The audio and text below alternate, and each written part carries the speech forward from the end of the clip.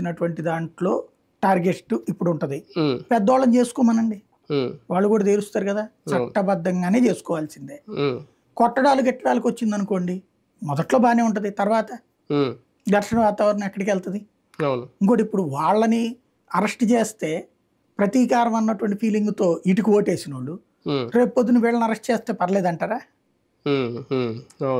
రాజకీయ నాయకుడు కరప్టెడ్ కాదు అని ఎవ్వడనుకోవట్లా.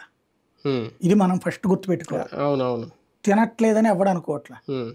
తిన్నదాన్ని అరెస్ట్ చేస్తే సానుభూతి వస్తుంది అనుకోవడం భ్రమ నన్ను అడిగితే. అయితే ఏంటంటే దాన్ని చూసి భయపడడం కూడా లెక్క. అయితే గీతే ప్రతీకారాలు జేసీ ప్రభాకర్ రెడ్డి చెప్పినట్టుగా ప్రతీకారాలు తెచ్చుకునే కాన్సెప్ట్ ఈ నడుస్తాయి. అవి ఎన్ని రోజులు నడుపుతారు? ఒక ఏడాది 2 ఏళ్ల పాటు జరపడానికి సిద్ధపడతారు. కానీ దాంతోపాటు ప్రభుత్వ పాలన బాగుందనుకోండి, ఇది మర్చిపోవచ్చు, పట్టించుకోరు.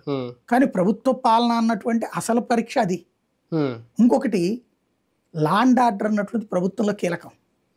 ప్రభుత్వం దారి తప్పితే ఇప్పుడు జగన్మోహన్ రెడ్డికి నోటి దూల నాయకులు తెలుగుదేశంలో కూడా ఉన్నారు, మాట్లాడిన వాళ్ళు ఉన్నారు. కానీ అధికారంలో ఉన్నవాడి అహంకారాన్ని అంగీకరించరు జనం.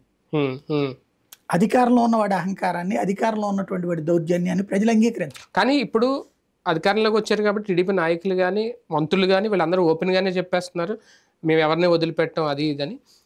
ఒక నిజంగా అటువంటి రాజకీయాలు జరిగితే ఎలాంటి సింపతి వస్తుందని టీడీపీ చవి చూసింది. బాబు గారిని అరెస్ట్ చేస్తే ఏం జరిగింది ఏంటనేది.